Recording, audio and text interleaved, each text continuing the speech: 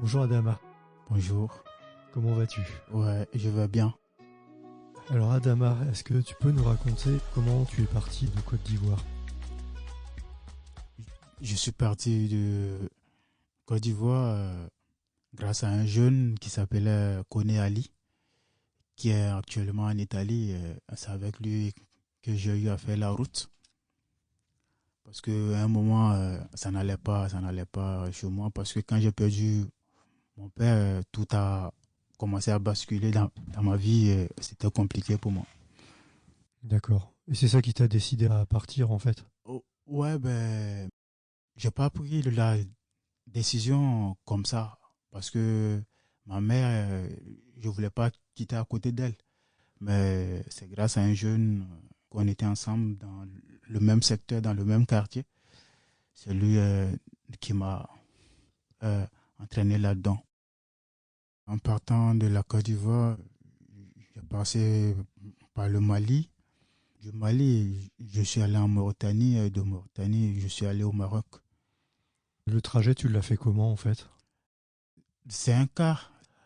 C'était de compagnie qu'on appelle Sonef, qui appartient à un Malien, qui fait, on peut dire, il fait l'Afrique, non? Il va partout en Afrique. Il fait le Sénégal, il fait la Côte d'Ivoire, le Cameroun, le Ghana, le Mali, la Mauritanie, le Sénégal. Il va au loin, en fait. D'abord, Ali, il m'a pas dit qu'on venait à l'aventure. Parce que lui, d'abord, il était un mécanicien. C'était un mécanicien qui, on le déplaçait beaucoup. Et un jour, il m'a vu, j'étais allé jouer au foot avec mes amis. Et quand je rentrais, il m'a appelé au quartier. Il m'a dit, ah bon, que lui, il a eu un contrat au Mali. Qu'il y a une entreprise qui l'a appelé mécanique. On va y aller. Moi, au lieu d'être là, traîner au quartier, je vais aller à côté de lui pour aller apprendre encore avec lui. Et voilà comment j'ai dit à ma mère, j'ai dit, ah, Ali m'a dit que, il va aller au Mali. Aller faire la mécanique, mais il m'a dit que de l'accompagner. Quand on est arrivé au Mali, il a appelé quelqu'un qui était en Mauritanie. Et après moi, il m'a dit que, ah, on dit que le patron, le boss qu'on doit croiser, qu'il est en Mauritanie. Et on a pris le cas Sonef, Hmm. direction Mauritanie. On a fait 2 jours en route. Une fois en Mauritanie, quand on est arrivé, il a appelé un jeune qui est venu pour nous chercher à la gare. Quand le gars il est arrivé, on est parti chez lui. On a dormi. On a fait une semaine. Mais on était là. Il me disait rien au fait. Il dit rien. Il était ferme. Et il m'a dit que on va aller au Maroc. Que le garage se trouve au Maroc. Ali, il était comme un grand frère, comme un tuteur à moi, comme un protecteur qui m'a pris. On est arrivé au Maroc. C'est quand on est arrivé au Maroc qu'il m'a dit que bon, euh, on va aller en Europe. Quand il m'a annoncé la nouvelle, j'étais pas content. J'étais pas content parce que c'est pas ce que j'ai eu à dire à ma mère. Et ma mère, elle est fragile. Je vais l'appeler pour la dire que je suis au Maroc et on veut aller en Europe. Mais on va dans quoi? On va sur quoi? On traverse la Méditerranée. Ça serait compliqué pour elle. Donc du coup, ça me faisait mal. Je ne savais pas comment expliquer ça à ma mère, en fait. Tu vois. Donc, de là-bas, il m'a dit que c'est pourquoi il m'a fait sortir, parce qu'il veut que je puisse avoir une vie meilleure, pour que demain, je puisse m'occuper de ma mère. Parce que lui, il savait que s'il me disait au pays qu'on partait en Europe, sur la Méditerranée, moi, j'allais pas le suivre. Il savait ça bien. Une fois au Maroc, on était là, bon, il appelait ses amis, il avait des amis qui étaient en Italie, qui étaient en Belgique. Il les appelait pour dire que il aurait envoyé l'argent, parce qu'il avait des frères aussi qui étaient en Italie, donc et ils étaient là à préparer l'argent, mais il les a dit que je suis avec un petit. Voilà, si vous pouvez m'aider pour compléter mon argent pour qu'on traverse. ses frères et ses amis ont cotisé, ils étaient prêts à envoyer l'argent et on a été rapatrié par la police marocaine parce qu'il y avait eu un dégât là-bas. Donc nous, on a été dans l'embuscade. Et quand on s'est retourné, on nous a rapatriés, on est arrivé en Mauritanie. De Mauritanie, bon, il a appelé un de ses amis qui l'a envoyé l'argent et on s'est retourné encore au Mali. D'accord. Donc vous êtes complètement retourné en arrière. En arrière encore. C'est là il m'a dit que bon que on va aller par l'Algérie. Il dit que il y a une voie pour aller en Algérie, on va l'emprunter. Donc on a pris l'autre cas encore pour aller partir à Gao, une ville du Mali. Et quand on est arrivé là-bas, il a appelé aussi des gens qui nous ont convoyés jusqu'à la frontière de l'Algérie.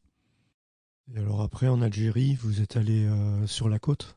Ouais, ouais, de l'Algérie, on allait maintenant à Tébéza, frontière entre la Tunisie et l'Algérie. On est arrivé là-bas, bon, on est rentré maintenant en Tunisie. C'est quand on est arrivé en Tunisie, on a fait quelques mois. On était là bon, parce qu'il appelait ses amis pour qu'il envoie assez d'argent. Parce qu'on était deux. Il fallait que je mange, voilà, chercher un coin où dormir, tout ça. Il y avait ça dedans. Et puis bon, c'est après tout ça, quand il a eu à rassembler l'argent, et allez, il m'a dit que bon, que demain, on va aller en Italie. Mais moi, je pensais que c'était des gros bateaux, en fait. Et quand on est arrivé, je vois un bateau de 9 mètres. On était 40 personnes. Ah oui. Donc, je l'ai demandé, j'ai dit, mais Ali, c'est dans ça, là, on va en Europe, là. Il dit oui. Il dit, c'est pas loin. Donc, il m'a montré, il a, euh, il a fixé sa main sur, je sais pas, c'est euh, une île. Voilà, il a dit que voilà, c'est l'Italie qui est là, que c'est pas loin. Bon, quand il m'a dit ça, bon, Ça t'a un peu rassuré? voilà, ça m'a un peu rassuré. Il m'a dit que c'est pas loin. Donc, il m'a dit de monter. Je suis monté. Lui aussi, il est monté. Voilà, on a décollé. Et après, bon, il n'y avait rien. On ne voyait rien.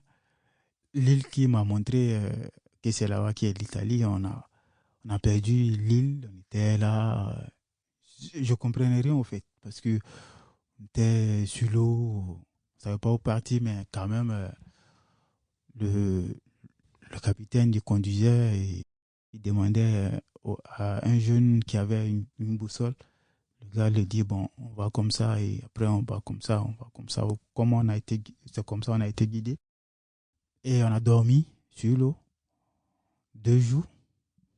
Sur l'eau, c'est troisième jour qu'on est, on est arrivé sur l'eau bleue. Parce qu'ils étaient là, dit que si une fois si on arrive sur l'eau bleue, que c'est l'eau bleue qui est la côte de l'Italie, au fait. Donc vous avez mis 3 jours pour arriver en Italie alors. Ouais, ouais. Parce que la mer a commencé à s'agiter. Donc, à un moment, le capitaine, il éteint le moteur. Il éteint. Si ça va un peu, il allume. On avance un peu. Si c'est gâté, il éteint. Parce qu'il dit, si le moteur reste allumé, on va se renverser.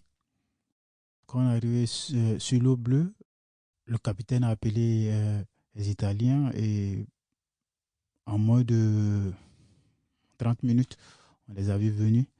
Quand ils sont arrivés, ils nous ont sauvés, ils nous ont mis dans le gros bateau. Et quand on est monté, maintenant, Ali a appelé, il a appelé son frère pour dire que ah, vraiment on est en Italie. C'est de l'Italie maintenant qu'Ali a appelé ma mère pour dire à ma mère qu'il est rentré avec moi en Italie. Comment elle a réagi? Elle est tombée malade parce que je suis le seul garçon de ma mère. Elle dit un coup qu'on va au Mali pour aller travailler et De Mali, on se retrouve en Italie. C'était un peu compliqué pour elle. Ouais, c'était compliqué pour elle. Donc, ma grande soeur a pris le téléphone et elle a dit que ma mère est tombée quand elle a eu appris la nouvelle. Voilà. Et après, bon, de là-bas, on était à Lampedusa. De Lampedusa, on nous a envoyé à Cecilia. De Cecilia, maintenant, on nous a départagés. Mais Ali, il ne voulait pas me laisser parce que lui, il a dit qu'une fois on arrive à Milan, que moi, je vais aller en France, que lui va rester en Italie. Maintenant, moi, j'ai dit, mais je connais personne en France, tu vas me laisser aller en France. Il dit, en France, je peux avoir une vie meilleure que l'Italie parce que je vais en France, je suis mineur, on peut m'accepter. En Italie, c'est compliqué. Parce que déjà, lui, ses parents sont là. Voilà, ils peuvent l'aider à travailler un peu en cachette, même s'il n'a pas de papier. Mais moi, non, que ça serait compliqué. Il dit ça serait compliqué pour moi parce que je ne parle pas italien. Ouais. Voilà. Mais lui, il sait comment il va se défendre. Mais moi, que ça serait compliqué. Donc, il avait un ami qui était à Paris. Il appelait son ami. Voilà, c'est son ami qui m'a guidé. Lui m'a mis dans le train.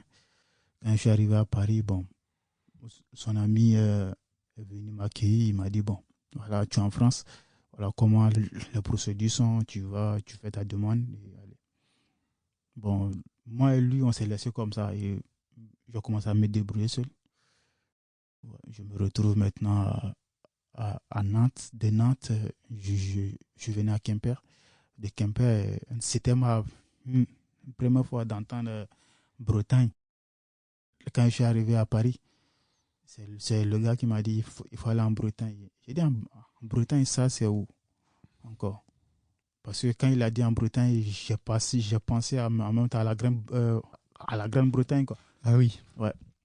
Il m'a dit qu'il y a une ville qu'on appelle Brest. Voilà, toi-même, tu vas te renseigner, tu vas aller seul. Parce qu'il a été clair, il m'a dit qu'il ne peut rien faire pour moi, que lui ne peut rien faire pour moi. Voilà, que donc, déjà, je suis un garçon, donc je me débrouille seul. Il a payé quelques tickets, il m'a donné pour venir à Nantes, de Nantes, venir à Quimper. Quand je suis arrivé à Quimper, je me suis renseigné là-bas. J'ai vu des jeunes Maliens qui m'ont accueilli. J'ai dormi avec eux. C'est eux qui m'ont fait venir à Brest. De Quimper, ils m'ont dit tu vas à Brest, si tu arrives là-bas, tu demandes la CDS. Ils ont écrit le nom CDS sur un papier. Ils m'ont donné que si j'arrive de montrer aux, aux gens qui sont là-bas, ils vont me montrer. Quand je suis arrivé dans le train à la gare, j'ai eu un jeune, un Français. J'ai dit bonjour, il m'a répondu. J'ai dit bonjour. J'ai dit je viens d'arriver à Brest. Je connais personne, mais je cherche telle association qu'on appelle CDS. Et quand lui, il m'a appris, il m'a demandé si j'ai un papier. J'ai dit non, j'ai pas de papier. Il dit on ne peut pas emprunter le tram, donc il faudra qu'on marche. Et voilà comment on a marché. On est arrivé à la Liberté, de Liberté, on est monté. Quand on est arrivé à la place de Strasbourg, il m'a montré, il dit c'est ici la place de Strasbourg. Quand on est arrivé, il m'a montré, il dit bon, c'est là qui est CDS. Ouais. Mais moi, je te laisse là. Et après, tu rentres. Il m'a laissé et après, bon, il est parti et je suis rentré. Et quand je suis rentré, je croisais une dame qui m'a accueilli, qui m'a donné une nourriture avec une paire de chaussures parce que j'étais en claquette. Et, et elle m'a demandé d'où je viens. J'ai dit non, je viens de la Côte d'Ivoire. Elle a demandé mon âge. J'ai dit mon âge. Elle dit où sont tes papiers? J'ai dit non, j'ai pas de papiers. Elle dit bon, ok. Il, il fait soir. Voilà, celui qui doit te recevoir, il est en déplacement. Il est allé à Quimper. Donc, je vais t'envoyer à l'hôtel de la rade où tu vas manger, tu vas te laver. Lundi, on fera l'évaluation. Et voilà, Elle m'a envoyé à l'hôtel, elle m'a pris dans sa voiture. On est arrivé à l'hôtel de la Rande. Et je suis monté, elle m'a montré ma chambre. J'ai dormi. Je suis arrivé un vendredi. J'ai fait vendredi, samedi, dimanche à l'hôtel. Ce matin, elle est venue me chercher pour aller faire mon évaluation. L'évaluation s'est bien passée, mais ce qui était le problème, ils ont réclamé mes dossiers. Bon, j'avais pas d'extrait ici. Voilà, j'avais pas ça sur moi et j'avais pas d'extrait sur moi. Donc, elle m'a dit que elle peut rien faire pour moi parce qu'il faut les papiers. Ici en France, c'est les papiers qui comptent. Tu peux dire ton âge, mais si tu n'as pas les papiers, c'est compliqué. Et bon, elle m'a dit que je ne serais pas reconnu. Voilà comment. Bon. Je suis sorti et je suis allé m'arrêter à la place de Strasbourg. Je ne connaissais personne. Je ne savais pas aussi où partir, au fait. Voilà, donc j'étais là, j'étais un peu mélangé sur moi. J'ai dit, ben, je fais comment? Donc j'ai eu à croiser un jeune qui passait. Donc je me suis approché de lui, je l'ai salué, il m'a répondu, j'ai dit, ah, je viens d'arriver, je suis allé faire mon évaluation, mais on ne m'a pas accepté. Elle m'a dit, bon, ok, qu'il y a une dame qu'il y a une association aussi qui est là, qui peuvent t'aider. Mais je ne veux pas les appeler, mais je te donne leur numéro. Elle s'appelle Brigitte. Voilà, Brigitte de la gym, dont il a composé le numéro sur mon téléphone. Quand le téléphone a sonné, Brigitte a décroché. J'ai dit bonjour, elle dit bonjour. Elle dit c'est qui? J'ai dit non, c'est Fanny. Elle dit ça va? J'ai dit oui, ça va. Elle dit ouais, je peux faire quoi pour vous? J'ai dit non, je viens d'arriver, je suis précisément à la place de Strasbourg. J'ai fait mon évaluation, mais je n'ai pas été reconnu. Elle m'a dit, bon, ok, il n'y a pas de souci, mais je suis où? Je suis présentement à la place de Strasbourg. Elle m'a dit, est-ce que je peux marcher pour venir au château? Bon, je ne connaissais pas le château, donc j'ai tapé sur mon téléphone château, l'itinéraire.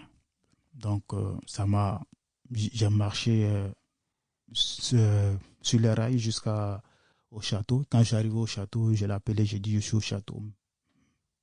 Même pas 15 minutes, je vois mon ange gardien.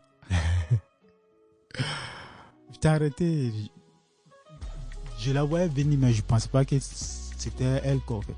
Ouais. Quand elle est arrivée, elle a dit c'est toi Fanny? J'ai dit oui. Elle m'a dit bah non. D'accord. Ce jour était un jour que je ne vais jamais oublier de ma vie, quoi. Parce que c'était, je sais pas comment on dit ça, une exploit ou c'est pas comme une victoire, quoi. Ou bien c'est pas une victoire ou une victoire. Voilà, c'était ça pour moi parce que tu viens à quelque part, tu connais personne et il y a une dame qui vient te chercher comme ça. Qui vient t'accueillir, ouais, en fait. Ouais, elle vient m'accueillir. On rentre à la maison, je mange, je me lave, je dors. Et le lendemain, je viens à l'école. Je commence à étudier avec eux. On fait ma demande. Elle appelle mes parents. Ma mère en Côte d'Ivoire, ils envoient mon extrait et mes documents. Puis bon, aujourd'hui, je suis scolarisé. Je suis logé. C'est une étape importante. Merci beaucoup pour ce témoignage, Adama. Ouais, merci. C'est aussi super touchant de voir le trajet que tu as fait. Ouais, merci aussi pour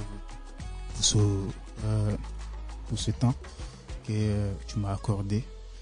Ouais, je t'en prie. Ouais, merci aussi.